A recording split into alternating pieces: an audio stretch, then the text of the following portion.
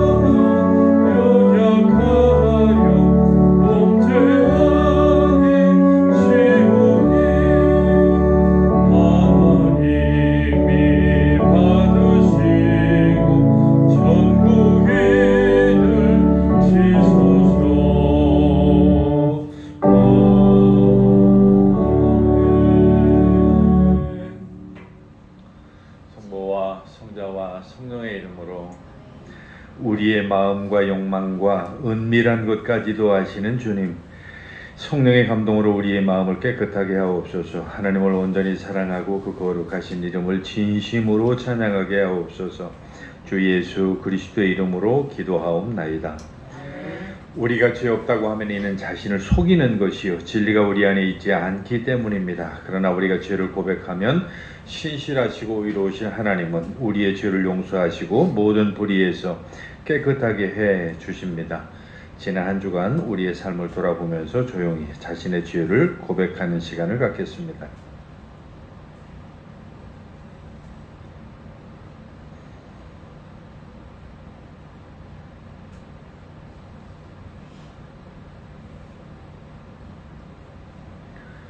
우리는 죄에서 벗어날 수 없음을 고백하나이다. 우리는 생각과 말과 행위로 죄를 지었으며 원하는 선을 행치 아니하고 원하지 않는 바를 행하나이다. 우리는 마음을 다하여 주를 사랑하지 않았으며 내 이웃을 내 몸과 같이 사랑하지도 않았나이다. 하나님의 아들 주 예수 그리스도를 보시고 우리를 불쌍히 여기소서. 우리를 용서하시고 새롭게 하옵소서. 주님 뜻 안에서 기뻐하며 주의 길을 걸으며 하나님의 거룩하신 이름을 영화롭게 하옵소서. 전능하신 하나님 아버지께서 우리를 불쌍히 여기시고 그의 외아들을 보내시사 우리의 죄를 대신하여 죽게 하셨으며 그의 공로로 우리의 죄를 사하여 주셨습니다. 그러므로 소명을 받고 안수받은 하나님의 말씀의 종이 나는 주 예수 그리스도의 명하심에 따라 여러분의 죄가 사하여졌음을 성부와 성자와 성령의 이름으로 선포합니다. 이제 자리에 앉으셔서 찬송가 뒤에 있는 교동문 118번 구주광님 네 번째 교동문 같이 교독하시겠습니다.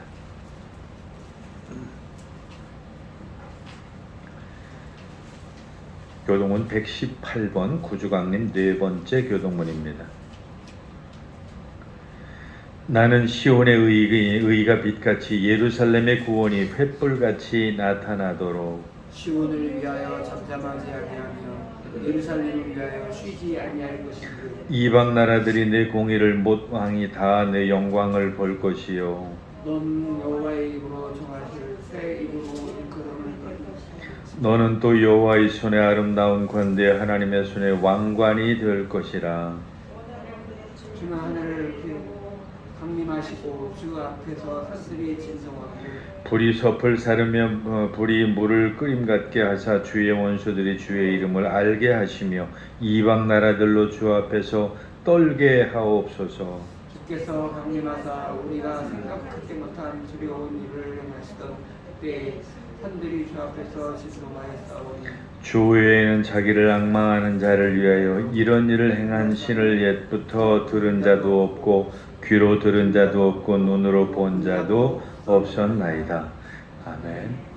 이제 한번 같이 기도하실 때에 날씨가 많이 추워졌습니다. 이 추위에도 어렵고 고통당하는 많은 이웃들이 있으면 위해서 기도하시고 나라와 민족을 위해서 그리고 특별히 우리 교회를 위해서도 한번 기도하시면 좋겠습니다. 기도하겠습니다.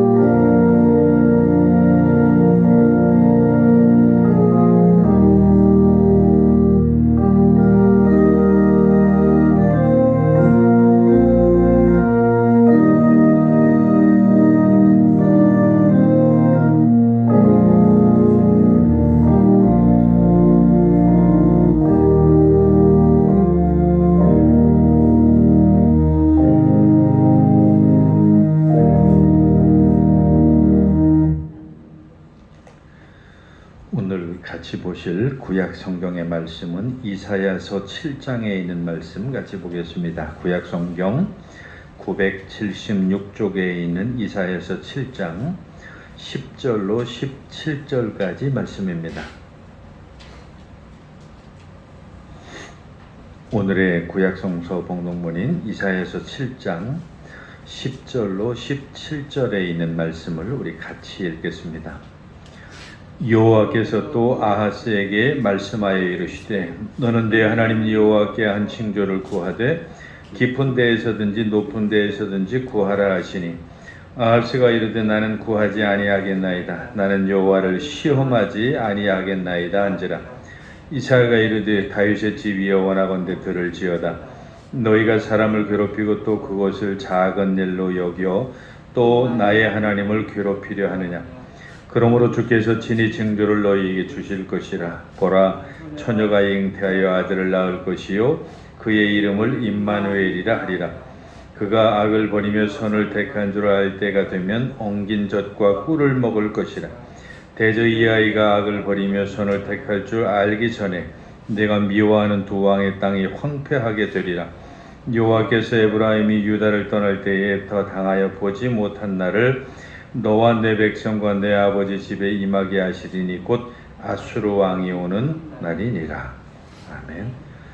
오늘 사도서 간문은 로마서에 있는 말씀 보겠습니다. 신약성경 239쪽에 있는 로마서 1장 1절로 7절까지 말씀입니다.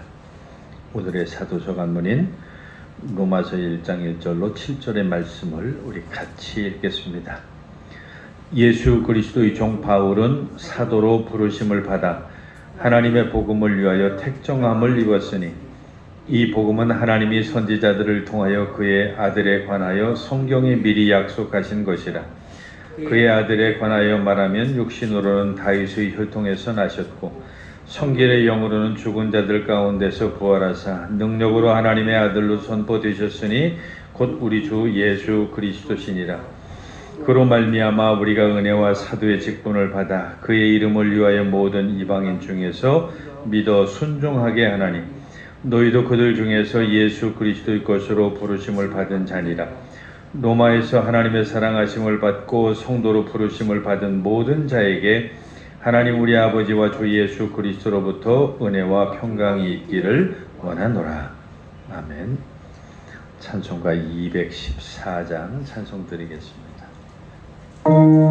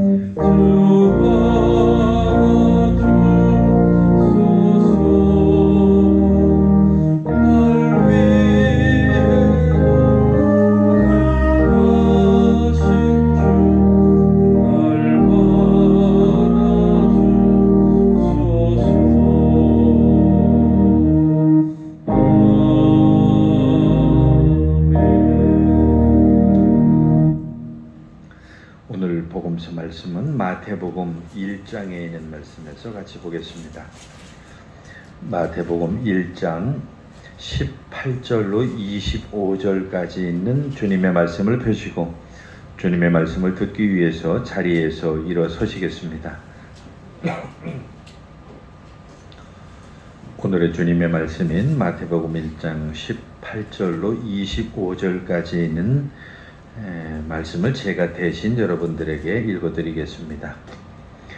예수 그리스도의 나심은 이러하니라. 그의 어머니 마리아가 요셉과 약혼하고 동거하기 전에 성령으로 잉태된 것이 나타났더니 그의 남편 요셉은 의로운 사람이라 그를 드러내지 아니하고 가만히 끊고자 하여 이 일을 생각할 때 주의 사자가 현몽하여 이르되 다윗의 자손 요셉아 내 아내 마리아 데려오기를 무서워하지 말라. 그에게 잉태된 자는 성령으로 된 것이라.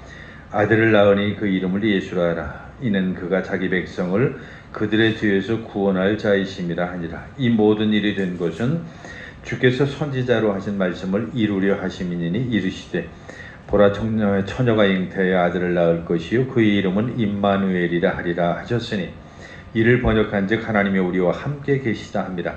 요셉이 잠에서 깨어 일어나 주의 사제의 분부대로 행하여 그의 아내를 데려왔으나 아들을 낳기까지 동침하지 아니하더니 낳음의 이름을 예수라 하니라. 아멘. 사도신조로 우리 신앙 고백 드리겠습니다. 전능하사 천지를 만드신 하나님 아버지를 내가 믿사오며 그의 아들 우리 주 예수 그리스도를 믿사오니 이는 성령으로 잉태하사 동정녀 마리에게 나시고 본디오 빌라도에게 고난을 받으사 십자가에 못 박혀 죽으시고 장사한 지 사흘 만에 죽은 자 가운데서 다시 살아나시며 하늘에 오르사 전능하신 하나님 우편에 앉아 계시다가 저리로서 산자와 죽은 자를 심판하러 오시리라. 성령을 믿사오며 거룩한 공예와 성도가 서로 교통하는 것과 죄를 사해 주시는 것과 몸이 다시 사는 것과 영원히 사는 것을 믿사옵나이다. 아멘. 이제 자리에 앉으셔서 543장 찬송 드리겠습니다. Oh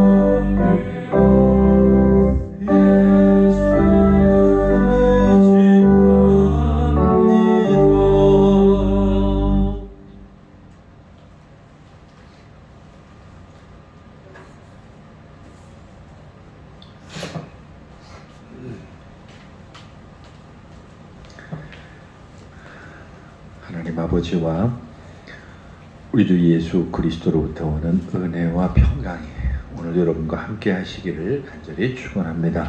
네.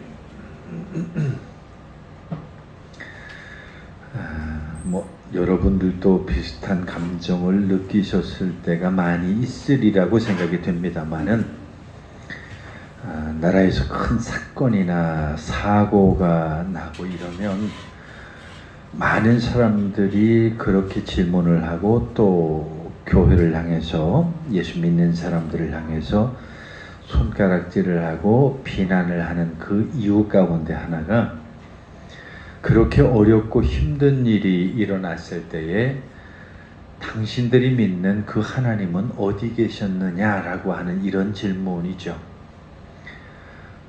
지난번 우리가 이태원 참사도 겪고 과거에 또 세월호 참사도 겪었죠.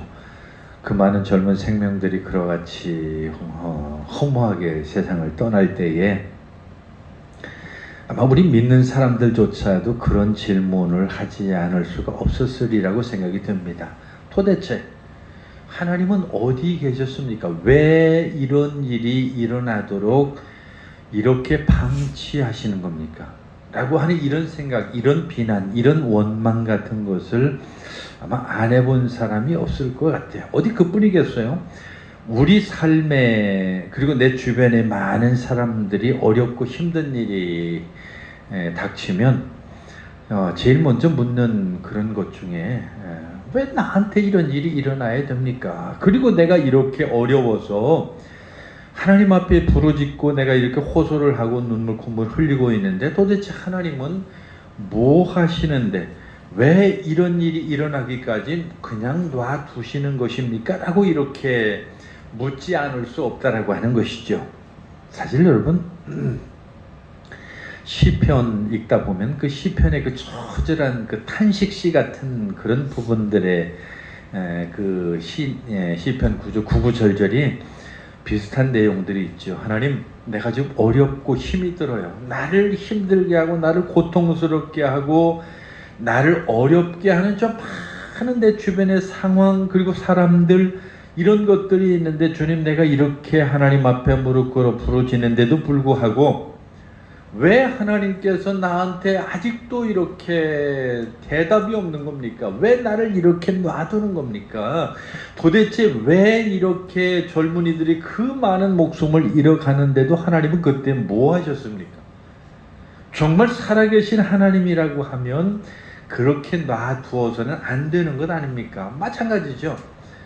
지금 뭐 전쟁이 일어나고 뭐 세계적으로 많은 사람들이 지금 우리는 배부르게 먹고 참 넉넉하게 삽니다만은 소위 언디벨롭먼트 그 저개발 도상국이라고 하나요?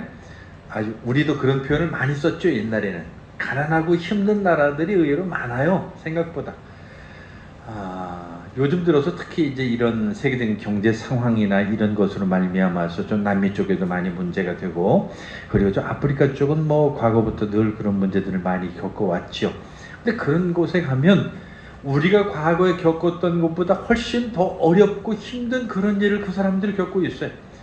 뭐 괜히 걱정을 해야 된다거나 어디가 아파도 병원에 갈 수 없다거나 뭐 약은 고사하고 아무것도 할 수 없는 그래서 정말로 그 하늘에서 물이 없어가지고 뭐 가끔 방송에서 나오는 것들이야 근데 조금 자극적인 거긴 하지만 우리가 생각해도 도저히 마실 수 없는 황토물 같은 걸 마시고 실제 우리 과거에 우리도 그런 적이 있어요. 여러분들은 잘 이해 못 하시겠지만 저보다 위에 선배들 저까지만 해도 저는 뭐 괜찮았던 것 같아요. 제 위에 선배들이 군대 생활할 때 훈련소에 가면 훈련 받으면서 물을 안 주니까 길 가다가 그냥 옆에 이제 논에 이제 봄철이나 뭐 여름철 이런 때 얘기겠죠.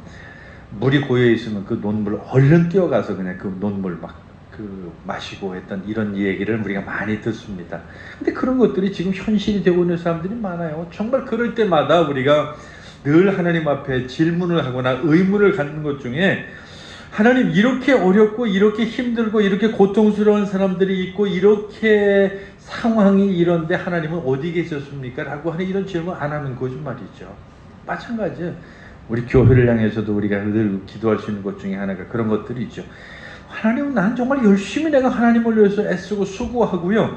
내가 하나님을 섬기는 데 있어서만큼은 적어도 내가 남한테 뒤지지 않을 만큼 열심히 최선을 다했는데 왜 우리 교회는 이렇게 어렵고 왜 우리 교회는 이렇게 힘이 들어야 되고 왜 우리 교회는 다른 커다란 10,000명, 20,000명씩 모이는 교회들처럼 부흥이 안 되는 것입니까? 라고 하는 이런 의문 같은 그런 것도 똑같은 질문이죠.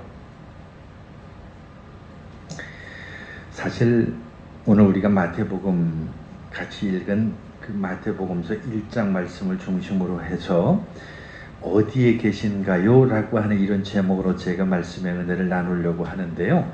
바로 그 마태복음이 쓰여지던 그리고 그 독자들에게 들려지던 그때를 생각하면 우리하고 비슷한 상황이에요. 사실 과거부터 우리가 이사야서 말씀도 읽었지만 메시아에 대한 예언도 있었고 그 메시아로부터 여러 가지 많은 그 기대를 가지고 있었던 그런 상황인데도 불구하고 로마라고 하는 제국이 일어남으로 말미암아 이 유대인들의 마음속에는 많은 상처를 받았어요. 특히 제일 큰 상처를 받는 것 중에 하나는 성전이 무너지는 거였어요. 그 말이 되는 얘기입니까? 자기들이 가장 믿고 신뢰하고 하나님이 계신다고 믿었던 그 성전이 그 로마 사람들에 의해서 꽉 무너질 때에 그들의 마음속에 무슨 생각이 들었겠어요? 하나님 안 계신가 봐. 하나님 정말 계신다면 이럴 수는 없어. 하나님을 내가 그렇게 믿고 의지했는데 그 하나님은 도대체 어디 계시는가? 라고 하는 이런 질문을 할 수밖에 없었다라고 하는 얘기죠. 그래서 수많은 사람들이 옆에서 전쟁으로 죽어가고 성전이 무너지고 뭐 예수 믿는 사람들이 핍박을 당하고 하는 이런 상황 속에서 그들이 물을 수 있는 그 질문이라고 하는 것은 정말 그 하나님에 대한 존재의 어떤 그 유무 이것을 묻고 싶었던 그런 것이죠.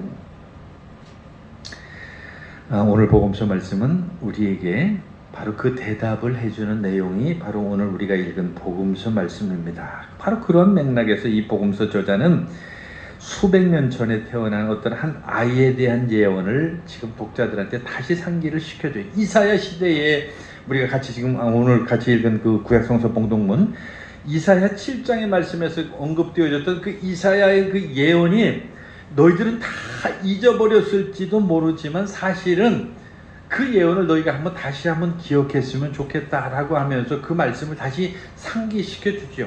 그리고 나서 그 상기시키는 그 말씀 중에 오늘 23절, 24절 그 인용한 말씀 중에 바로 그런 말씀이 있죠. 23절을 제가 한번 읽어드려 볼게요. 마태복음 1장 23절입니다. 보라 처녀가 잉태하여 아들을 낳을 것이 그 이름은 임마누엘이라 하리라. 이게 바로 수백 년 전에 이사야 선지자에 의해서 예언되어졌던 그 메시아에 대한 그 예언이었어요. 그런데 그러한 것들을 까마득히 잊어 있고 그리고 그러한 것을 기억한다고 할지라도 현재의 그 많은 어렵고 고통스럽고 힘든 상황 속에서 지내고 있는 그 당시 독자들에게는 정말로 참 쉽게 와닿지 않는 그런 말씀이었는데 바로 임마누엘이라고 하는 말이죠. 임마누엘 무슨 뜻인가요? 그 밑에 거기 해석까지 적혀 있죠. 하나님이 우리와 함께 계신다. 이 말씀처럼 크고 놀라운 말씀은 어디 있습니까?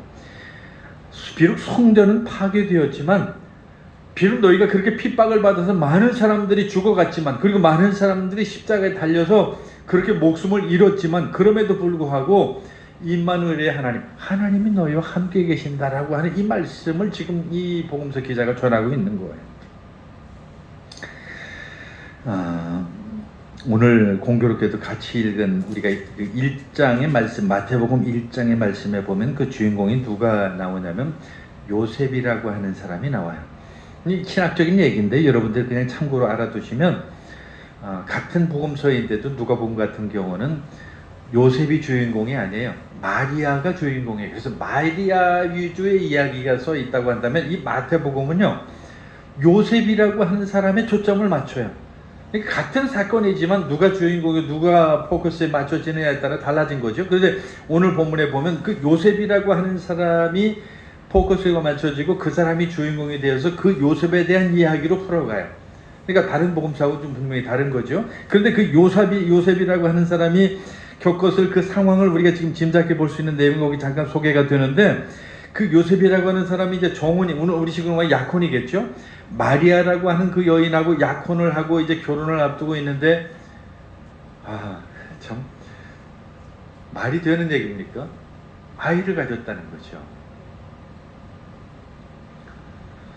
물론 요셉은 그것을 다 해체할, 그러니까 그 계약을 파기할, 약혼을 파기할 만한 충분한 그런 위치에 있는 사람인 게 맞아요. 그럼 오늘날 우리라고 한다면 그건 불륜에 의한 것이고 그 잘못된 것이기 때문에 난 그 결혼을 계속해 나갈 수가 없다라고 해서 거기서 약혼을 파기하거나 그런 방법으로 헤어질 수도 있는 그런 상황이었죠. 그러니까 이 요셉이 겪었을 그 심적인 상황을 오늘 본문에 정확하게 기록을 해놓지 않아서 그렇지, 요셉이야말로 바로 그러한 하나님 앞에 질문을 하고 싶었던 사람이 아니었을까. 왜냐하면 적어도 이 복음서에 나타나 있는 그 요셉의 모습을 보면 상당히 그래도 제대로 된, 인간적으로도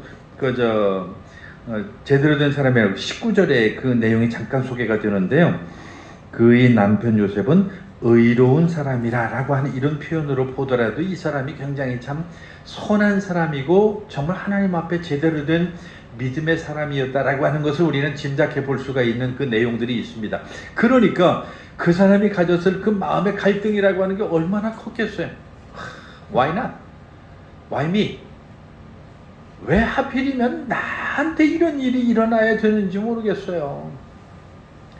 도대체 하나님은 어디 계시고 왜 하나님은 이때 이렇게까지 내가 열심히 하나님을 위해서 봉사하고 수고하고 내가 하나님 그 섬기는 데 있어서만큼은 최선을 다했는데 왜 나한테 이런 일이 일어나야 되는 거죠? 그러면서 하나님을 향해서 원망할 만한 충분한 위치에 있었고, 또 그런 상황이 지금 그 요셉이라고 하는 사람 앞에 그 전개가 되어졌다라고 하는 것이죠. 어쨌든 내하고 같이 결혼할 여성이 아이를 가졌다, 임신을 했다라고 하는 사실만큼은 이건 부정할 수 없는 현실이니까 이건 충격이죠. 정말 어렵고 힘든 그런 상황에 직면했죠. 정말 이런 순간이야말로 우리가 그런 질문을 안 할 수가 없습니다. 하나님은 도대체 어디에 계신 거죠? 우리가 삶에서 어려움이 당하면 누구나 그런 질문을 해요.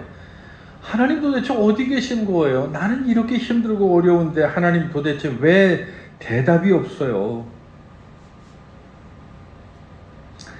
근데 오늘 이 크리스마스를 이제 한 주간 앞두고서 우리에게 주어지는 이 본문 말씀이야말로 바로 거기에 대한 그런 질문에 대한 그런 의문에 대한, 그리고 그러한 우리의 불평이나 원망에 대한 대답이 바로 이 크리스마스라고 하는 것이죠. 물론 우리는 그 대답을 제가 더 이상 얘기하지 않아도 다 알 수 있습니다. 하나님이 어디 계신가요? 왜 이런 일이 우리에게 일어나야만 하는가요? 라고 하는 이런 질문들은 우리가 어렵고 힘든 일이 생길 때마다 당연하게 묻는 그런 질문들임에도 불구하고 정말 그런 상황 속에서 그 요셉이라고 하는 사람도 마찬가지죠. 그런 어렵고 힘든 그런 상황 속에서 배신감이 느껴지는 그런 상황 속에서도 나에게 일어나는 일이 어렵고 힘든 일이 일어나는 이 상황 속에서도 하나님은 어디 계십니까? 라고 하는 이런 질문, 그런 의문이 안 생기면 그건 정상이 아니죠. 어쨌든 이 요셉이라고 하는 사람도 개인적인 위기에 직면해 있습니다. 그래서 그 약혼자가 자기를 배신한 것일 수도 있을 것이고요. 여러 가지로 정말 그 마음의 고통을 가지고서 슬그머니 이제 더 이상의 관계를 끊어야 되는 그런 마음도 먹었을 것이고요. 정말 사랑했다고 한다면 그 아픔이라고 하는 것은 더 컸겠죠. 어쨌든 그 상황 속에서도 하나님께서는 누구와 함께 계셨다? 요셉과 함께 계셨다. 임마누엘의 하나님으로서 그 요셉과 함께 계셨다라고 하는 거예요. 그래서 그때의 꿈에 사자가 나타나서 이 요셉을 통해서 이제 그 모든 것들을 설명을 하죠. 내 아내 데려오는 것을 너무 겁내거나 두려워하지 마라. 저 내 아내로 약정된 저 마리아에게 잉태된 저 자녀야말로 성령으로 잉태된 것이라서 그 이름을 그 아이를 낳을 것인데 그 이름을 예수라고 하라고 하는 그런 뜻으로, 그리고 그 예수라고 하는 뜻이 다 무엇인가라고 하니까 자기 백성을 그의 죄에서 구원할 자라고 하는 그런 의미를 가지고 있다라고까지 얘기해 주는 거예요.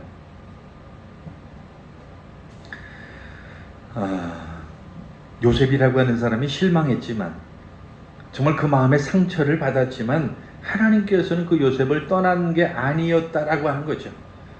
요셉이 그렇게 어렵고 힘든 상황에 처해 있었지만, 그리고 그런 상황 속에서 자기 스스로의 많은 갈등을 겪고 고통을 당했지만 하나님께서는 그 요셉이라고 하는 사람과 함께 있었다. 즉 임마누엘의 하나님이었다라고 하는 것을 오늘 우리 성경이 우리에게 보여주는 것이죠. 왜 이것이 요셉과 우리에게 좋은 소식인가라고 하는 것은 거기 오늘 본문에 보면 그 천사가 그를 이 요셉을 부를 때 다윗의 자손 요셉이라고 하는 이런 표현을 거기 쓰는 것을 보게 됩니다. 사실 다윗의 자손으로부터 메시아가 온다라고 하는 것은 다 알고 있었지만 바로 이 요셉이라고 하는 사람의 가정을 통해서 하나님의 귀한 메시아가 온다라고 하는 그러한, 그리고 그 요셉이라고 하는 사람이 그 이름도 지을 수 있는 그 권한이 생겼다라고 하는 이것만으로도 그 하나님의 말씀의 예언이 이루어졌다라고 하는 것이죠. 근데 여기서 잠깐 우리가 그 이름에 대한 이야기를 좀 나눠보면, 내가 예수, 그 아이를 낳으면 예수라고 하라라고 했는데 사실 이 예수라고 하는 이름은 사실 별로 그렇게 귀한 이름이 아니에요. 아마 오늘 우리식으로 이야기하면 옛날에 우리 국어책에 많이 나오던 뭐 영수, 영숙이, 영철이 뭐 하는 이런 정도의 이름이 흔해요. 이제 구약적인 히브리 이름으로 말하면 그게 여호수아라는 이름인데 예수라는 이름하고 똑같은 이름이에요. 이게 그 백성들을 죄에서 구원할 자라고 하는 그런 의미를 담은 그 이름인데 바로 그 이름이 바로 그 아이를 통해서 실현되어질 아주 엄청난 그 이름의 의미를 이제 값을 하게 되죠. 그렇지만 예수님께서는 실제 그 일을 감당하셨고 여호와께서 구원하신다라고 하는 이런 의미답게 그렇게 모든 것을 이루셨던 분이라고 하는 것을 우리는 잘 압니다. 바로 그분이 오셔서 우리를 죄로부터 구원하셨고 그분이 우리로부터 우리 죄로부터 우리를 살려내셨다라고 하는, 구원하셨다라고 하는 것을 우리는 잘 압니다. 이름을 예수라고 하라. 이는 그가 자기 백성을 그의 죄에서 구원할 자이심이라. 사실 여기서 이야기하는 그 죄로부터 구원할 자이심이라 라고 하는 이 말씀의 의미가 참 교리적으로나 성경적으로 중요하지만 이 말씀의 의미를 깨닫기까지는 그렇게 쉽지는 않은 것 같아요. 내가 죄인이라고 하는 그 사실을 이해하지 못하는, 내가 인간이 죄인이라고 하는 그 사실을 알지 못하면, 그리고 우리가 그 죄로부터 벗어나야 된다라고 하는 것을 내가 깨닫지 못하면 예수 믿는 의미조차도 없어지는 거죠. 내가 죄인이라고 하는 것을 알아야 예수 믿는 것도 의미가 있는 것이고, 내가 예수 믿는 내가 죄인이라고 하는 것을 깨달아야 예수님이 나를 위해서 죽으셨다라고 하는 것이 내게 감동으로 와닿는 것이고, 그리고 내가 죄인이라고 하는 사실, 인간이 죄인이라고 하는 그 사실을 알고 이해할 때만에 좀 많은 사람들에게 복음을 전할 수 있는 그 근거가 되기 때문에 그런 거예요. 뭐 지극히 원초적인 이야기일 수 있습니다만은 우리 사람이 죄인이라고 하는 사실, 이거보다 더 우리에게 중요한 사실이 있나요? 뭐 우리는 흔히 말하는 그 성인 군자 뭐 이런 표현을 많이 쓰죠. 그 영어로는 세인트라고 하는 표현을 쓰기도 하지만 그런 사람들이 가졌을 그런 마음들이 과연 얼마만큼 성인이겠느냐. 물론 그 사람들이 다른 사람들에 비해서 상대적으로는 좀 더 선할 수 있고 도덕적으로는 좀 더 완벽할 수 있을런지 모르지만 하나님 앞에 섰을 때는 그 사람이나 우리나 그 성인들이라고 불리는 그 사람들이나 나는 조금도 차이가 없는 죄인일 뿐이라고 하는 사실이죠. 즉 그들이나 나나 모두 그 죄로부터 벗어나서 하나님 앞에 구원받지 아니하고는 살아갈 수 없는 죄인이라고 하는 그 사실을 아는 것. 근데 우리 사람들은 그렇게 생각하지 않아요. 늘 상대적으로 생각을 하죠. 저 사람은 굉장히 도덕적인 사람, 저 사람은 뭔가 좀 착한 사람. 세상에 그런 게 어디 있겠어요. 착하다라고 하는 의미가 그게 무슨 의미가 있겠어요. 제가 며칠 전에도 여러분에게 묵상을 보낸 적이 있는데 사람들의 그 외모로 취하는 그 각인된 그 사고방식이 얼마나 무서운가라고 하는 것이죠. 그래서 그 온라인을 가끔 보면 그런 표현들을 자주 써요. 젊은 친구들도 그렇고. 관상은 못 속여. 이런 표현 혹시 여러분 많이 들어보셨어요? 그리고 실제로 그 편견을 사람들이 많이 가지고 있어요. 왜냐하면 범죄형 뭐 이런 표현을 많이 하잖아요. 그래서 여러분들 그런 사람들에 대하면 얼굴이 조금 우리가 생각할 때 저 사람은 좀 험상궂네라고 하는 이런 표현을 듣게 되면 경계를 하게 되잖아요. 사람들이. 그리고 또 그 본인들도 그런 말미암아서 수도 없이 자라면서 많은 편견 속에서 그 상황을 겪어왔기 때문에 그런 경계나 그런 생존 능력이 또 우리하고는 남달라요. 그래서 예를 들어서 그런 거예요. 저희 집사람이 그 묵상을 쓴 날 바로 저한테 그런 문자로 답장을 보냈어요. 얼굴 때문에 덕본 놈이 그럴 할 소리는 아니지 않느냐고. 예, 저는 사실 그런 의미에서는 좀 덕을 본 사람 축에 속하죠. 왜냐하면 저는 적어도 범죄형이란 소리를 들어보지는 않았으니까. 그런데 그런 소리를 들으면서 자라온 사람의 그 고통이라고 하는 게 얼마나 컸겠어요. 정말 크고 엄청난 것이죠. 사람들의 편견이라고 하는 게 그런 거예요. 그런데 사실 따지고 보자고요. 이 세상에 그 상대적으로 조금 더 죄를 더 짓는 사람이 있고 덜 짓는 사람이 있을런지는 모르지만 그 마음속에서 뭔 차이가 있겠어요? 종이 한 장 차이가 있겠어요? 우리가 흔히 말하는 대로 꼭 큰 범죄를 저지르고 감옥에 가야 죄고, 성경이 말하는 대로 정말 너희가 마음으로 간음하고 마음으로 살인해도 그것이 간음이요 살인이라고 얘기한다고 한다면 그 차이가 뭐가 있겠어요? 사실은 사람들이 규정한 어떤 규정에 의해서 그것이 좀 더 높은 죄, 깊은 죄, 많은 죄라고 우리가 이야기할 수는 있을지 몰라도 하나님 안에서 볼 때는 우리 모두는 다 비슷한 죄인일 수밖에 없는 거죠. 그런 죄인이라고 하는 그 사실을 이해할 때에 그 죄로부터 우리를 구원해 줄 수 있는 그런 분이 곧 메시아요, 곧 다시 오실 예수 그리스도요. 그분이 우리와 함께 계시기 때문에 임마누엘의 하나님이라고 이야기할 수 있다라고 하는 것이죠. 하나님이 우리와 함께 계신다. 임마누라고 하는 것은 원래 함께라는 뜻이고요. 히브리 말로 엘이라고 하는 게 보통 그게 하나님이거든요. 그러니까 하나님이 우리와 함께 하신다라고 하는 그런 의미죠. 그래서 그 하나님이 어디에 계시는가라고 하는 이런 질문을 끊임없이 물었지만 실제로 예수님께서 오셔서 살아가신 그 공생의 짧은 기간 동안에 그 모습을 다 보여주셨어요. 어디에서 무엇을 하는 분이신지 그런 모습을 우리에게 다 보여주셨다라고 하는 그런 사실이죠. 그래서 실제 오늘 우리는 그분이 눈에 보이지 않는다고 할지라도 그 예수님께서 오늘 우리 가운데 함께 계신다라고 하는 것을 알고, 그리고 그 예수님께서 우리 가운데 역사하신다라고 하는 것을 우리는 잘 압니다. 이 어렵고 힘들고 고통스러움 속에 있을 때에 바로 우리의 대답은 그 임마누엘의 하나님이어야 된다라고 하는 것이죠. 그리고 그 하나님이 우리와 함께 계신다라고 하는 이 사실을 우리가 잊어서는 안 될 줄로 압니다. 자, 특별히 오늘 이 요셉과 함께 하신 하나님에 대한 이야기를 우리는 이 마태복음에서 읽었는데요. 천사가 요셉에게 말을 걸어서 위로를 많이 하죠. 내가 데려올 그 여자는 바로 네가 생각하는 것처럼 그렇게 어떤 불륜이나 어떤 그 잘못된 일로 인해서 그렇게 아이를 가진 게 아니야 라고 하면서 내가 장차 낳을 그 아이가 어떤 아이이고 그 아이의 이름을 예수라고 해서 그 예수로 말미암아 이 세상의 모든 사람들을 죄로부터 구원할 것이라고 하는 그 소식을 그 요셉에게 전해주는 것을 보게 됩니다. 사실 이러한 것을 깨닫고 이해하는데 얼마나 어렵고 힘든지 모르겠어요. 왜냐하면 우리는 늘 현실에서 마주할 때마다, 특히 현실에 많은 어렵고 힘든 일이 우리에게 다가올 때마다 우리 입술을 통해서 하나님 앞에 늘 그렇게 묻지 않을 수가 없죠. 하나님, 내가 이렇게 어렵고 힘든데 어디 계신 거죠? 내가 이렇게 고통스럽고 애가 타는데 하나님 왜 내 기도를 안 들어주시는 거죠? 하나님, 내가 정말로 이렇게 여러 가지 상황을 볼 때 왜 이런지 모르겠어요. 내 주변에 저 사람은 저렇게 착하게 살았는데 저 착한 사람이 왜 저런 힘든 일을 당해야만 하죠? 라고 하는 이런 수도 없이 많은 이런 질문들에 오늘 성경에서 예수님께서 하나님께서 우리에게 말씀하시는 것은 나는 너의 임마누엘의 하나님이다. 내가 너와 함께하는 그런 하나님이다라고 하는 이런 대답을 우리에게 주고 계신다라고 하는 사실이죠.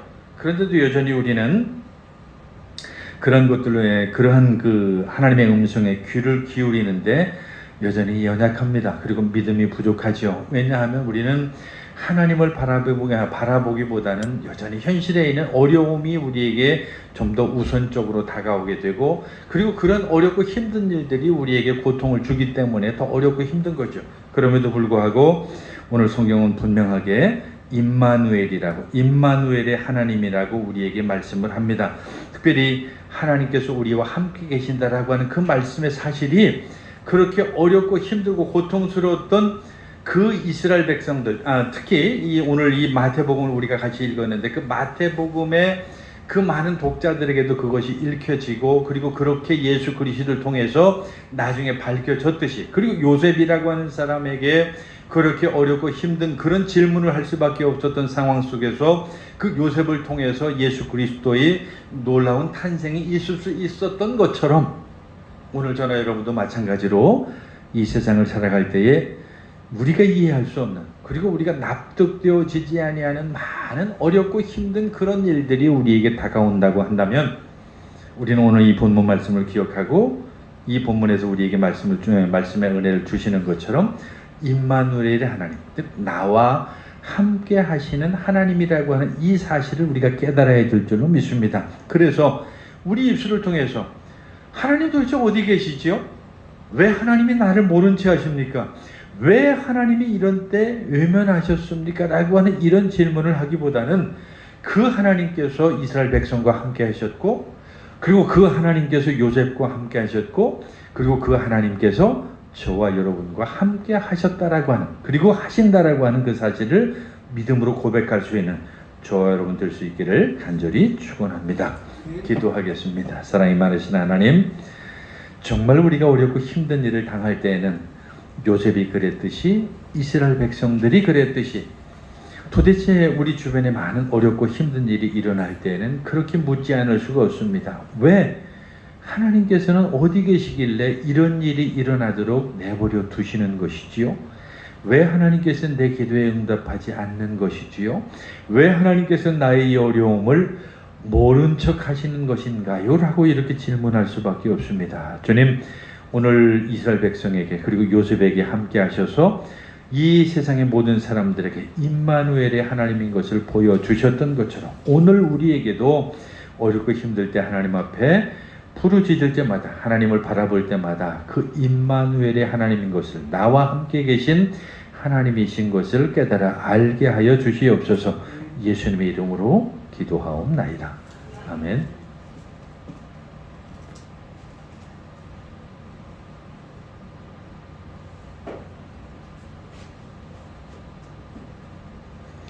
이제 우리 397장 부르면서 봉헌 드리겠습니다. 늘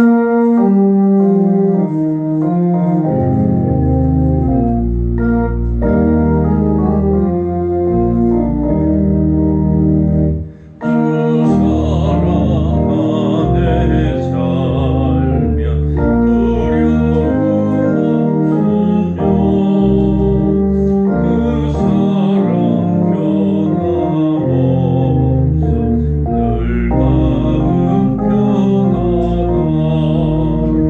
저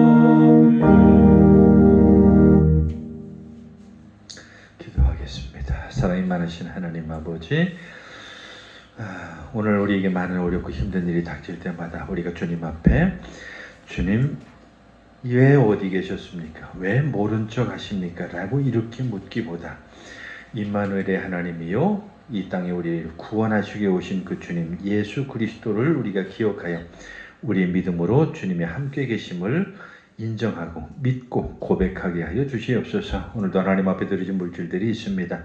기뻐 받으시고 드린 물질마다 하나님께서 은혜로 말미암아 30배 60배 열매가 맺혀지게 하시고 그 손길마다 풍성함을 허락하여 주셔서 주님 안에서 주님의 귀한 믿음의 삶을 살아갈 때에 물질로 어려움 당하지 아니하도록 채워 주시옵소서. 예수님의 이름으로 기도하옵나이다. 아멘. 주보 뒤에 광고 참고하시기 바라겠습니다. 2023년도 교회력 달력 필요한 대로 가져가시면 좋겠습니다. 작은 것, 큰 것 두 가지가 있습니다.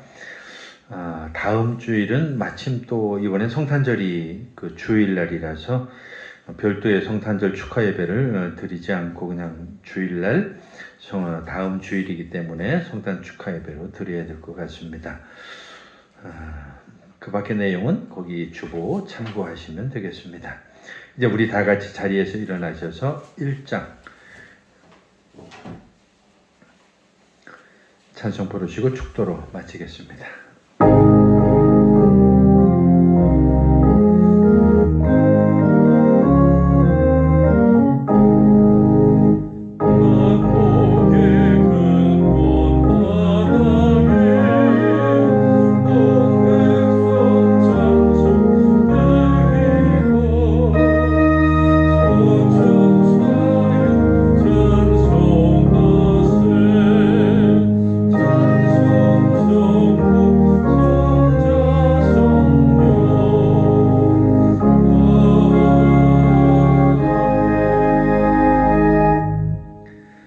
이제는 우리 주 예수 그리스도의 크신 은혜와 하나님 아버지의 극진하신 사랑과 성령의 감동 감화 교제 교통하심이 이제 하나님이 함께 계셔서 임마누엘의 하나님인 것을 믿고 고백하기 원하는 사랑하는 모든 성도들 머리 위에 이제부터 영원까지 함께 하시기를 간절히 축원하옵나이다.